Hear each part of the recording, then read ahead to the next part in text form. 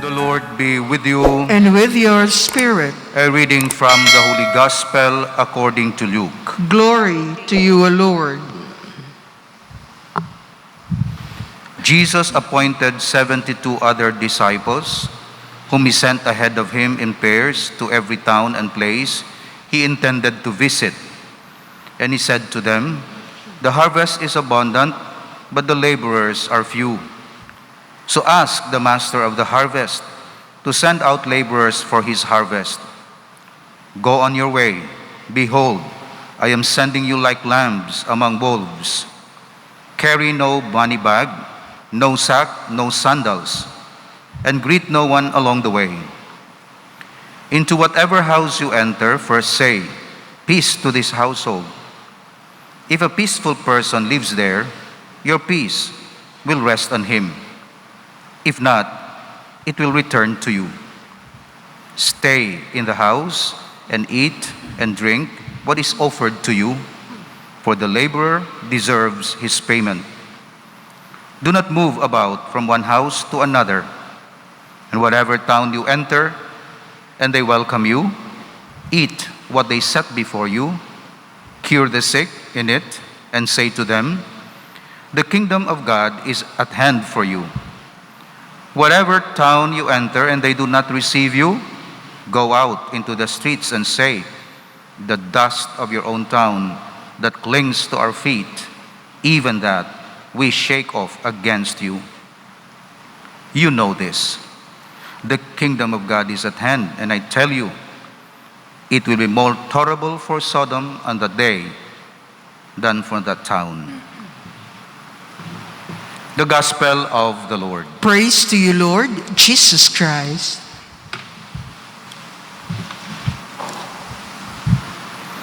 Today we honor Saint Jerome, a very important saint in the list of the church because of his contribution to the growth of faith, particularly to our knowledge of the Scripture.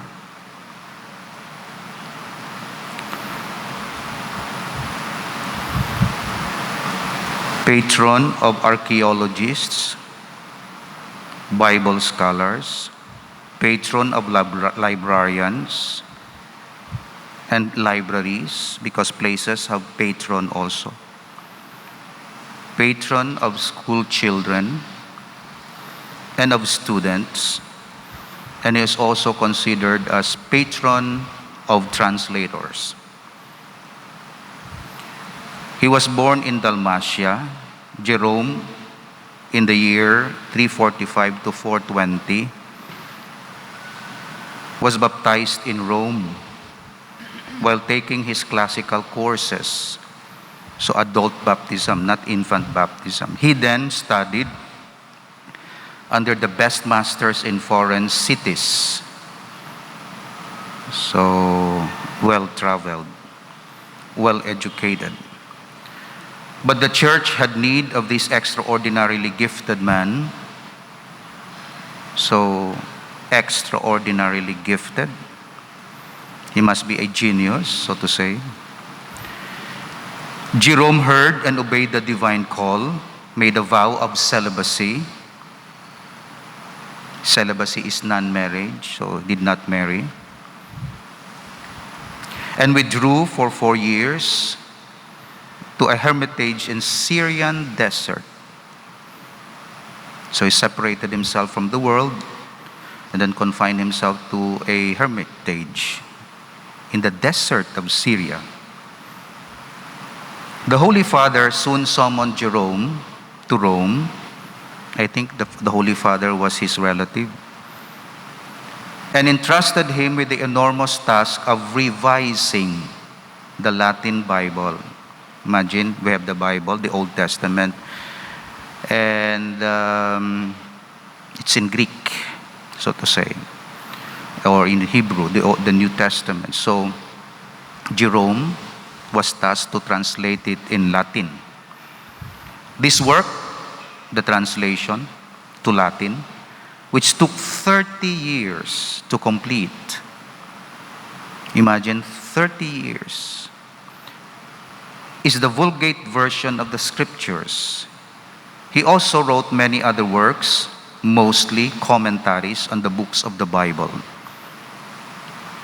One of the greatest biblical scholars of Christendom, Saint Jerome, was born of the Christian parents, educated at the local school, and then studied rhetoric in Rome for 8 years before becoming an ascetic. When that community broke up after 3 years, Jerome went to the east. He met an old hermit named Malchus, who inspired the saint to live in a bare cell, dressed in sackcloth, studying the Scriptures. He learned Hebrew from a rabbi. Then he returned to Antioch and was reluctantly ordained priest. So he was ordained priest, but he was reluctant. Perhaps he felt unworthy. So humble that he felt unworthy. With his bishop, he visited Constantinople and became friendly with saints Gregory of Nazianzen and Gregory of Nyssa, great saints, prolific writers, preachers.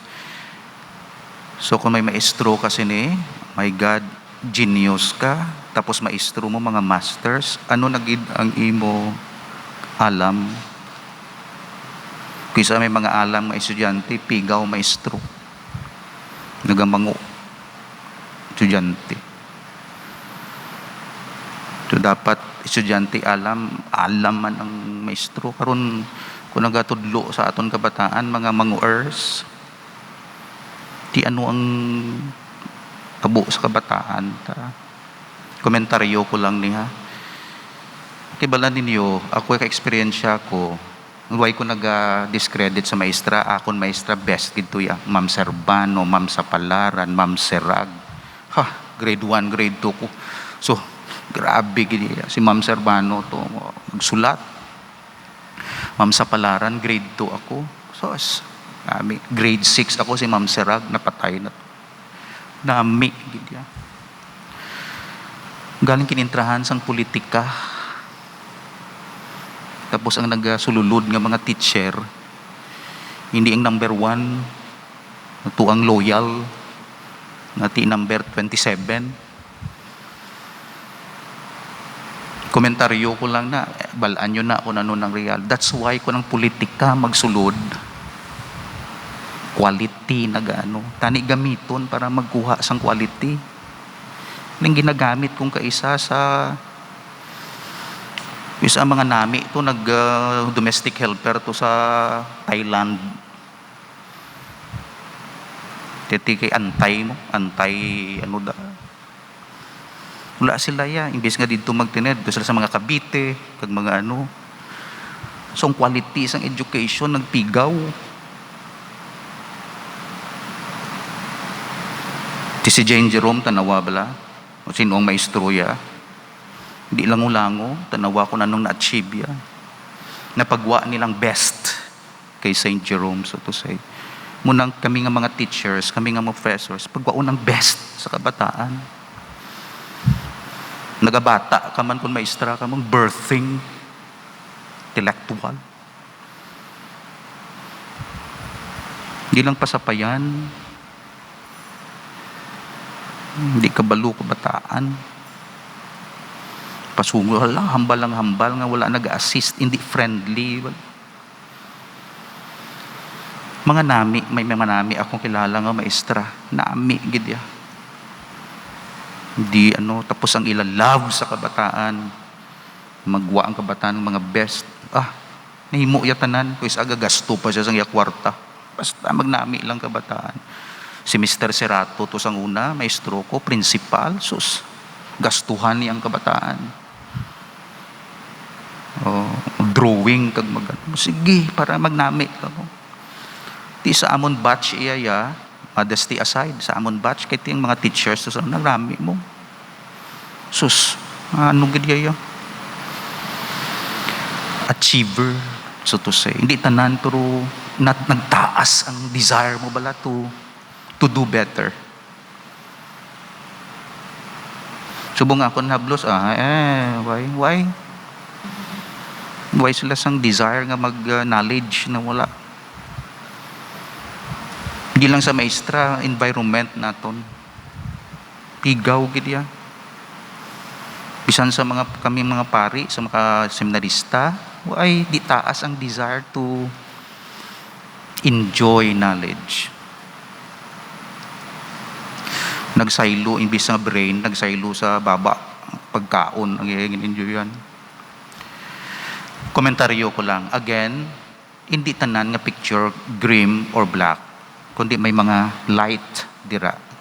We support sa mga teachers, we honor sa mga teachers, pangabudlay to sa mga bukid to magdulong sa mga module para ang kabataan nila maglalami, gatabok sila sa suba, galangoy, gabaha, gatabit iban sa lubid, no?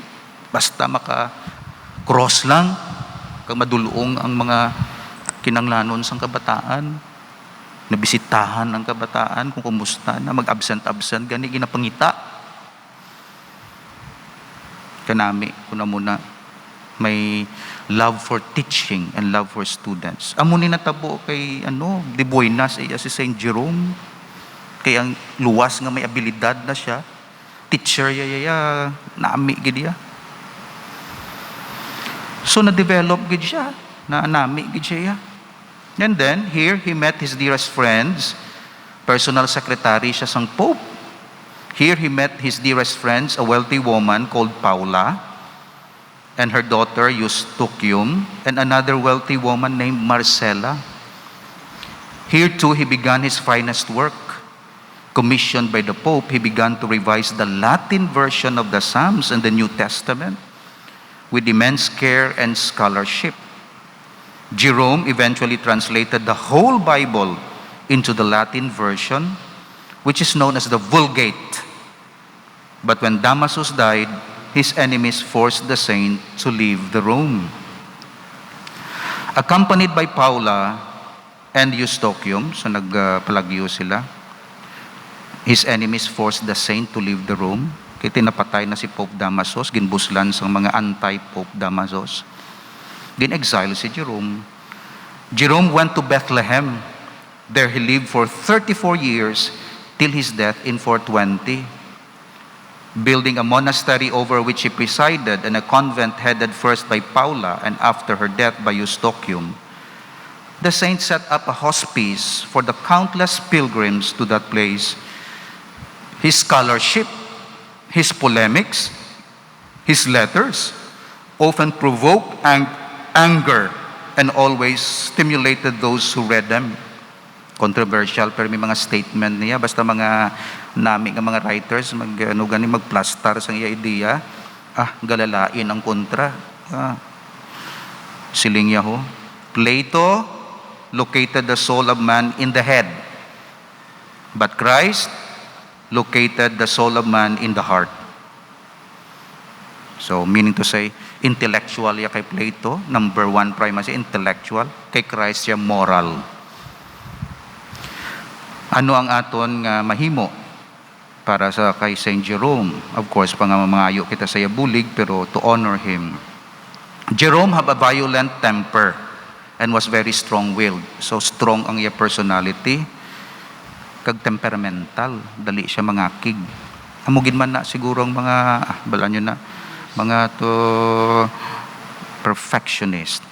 He made a lot of enemies because of his temperament. To overcome these faults, he prayed and did penance. Sabi niyo, nagkadtuto siya sa desierto para lang magtuon, no? Kadtuto siya sa desierto, kay awayon niya, i-confront niya, sumano niyang pagka-temperamental. Amuto ya. Tapos may penance siya, nagbayo siya sa sackcloth. Tapos nag-isahanon to siya for 30 years. Grabe nga struggle ya against himself. Of course, perhaps against Satan man, pero against himself. His canonization shows us that canonized saints aren't perfect, but have faults just like us. They just work on them and cooperated with grace more fully to overcome them. So mga santos, may mga sala man na galing na overcome nila. So aton nga point of reflection, anong akon fault that we need to work more diligently on overcoming by doing penance and examination of conscience and really confronting. Wala gina-set aside. Lord, amo ning akong temperament. Hindi mo na ma-change. Hindi mo pag-suppress, kundi i-control mo. Hindi mo man pag-express nga wala sang limit. Importanteng control. That's why hindi kita magsunod sa ideologies ang kalibutan nga express yourself. No. Ang problema sa kalibutan is not expression. We have a lot of opportunities to express ourselves. Importante control ourselves. Tudluan mo kang kabataan ko, express yourself, ti wild eh. That's why ang formation is not expression sang self. Na freedom of expression, freedom mo muna. Buyan mo, wala matabo sa bata mo, kundi control. Control. That's why formation means control. Meaning control mo yung self-control. Kalibutan, subong di siya gusto sang self-control, self-expression. Okay, kung nanawabla ko na nung natabo sa self-expression mentality ta, himo ka sa mga bubis nga binastos, music kung ano-ano lang expression mo, si Christ pintahan mo sa kung ano-ano sa ulo, under the name nga self-expression. No, hindi na iya self-expression. That's why sa akon subong ang problema sa kalibutan, hindi nga lack of self-expression, too much self-expression.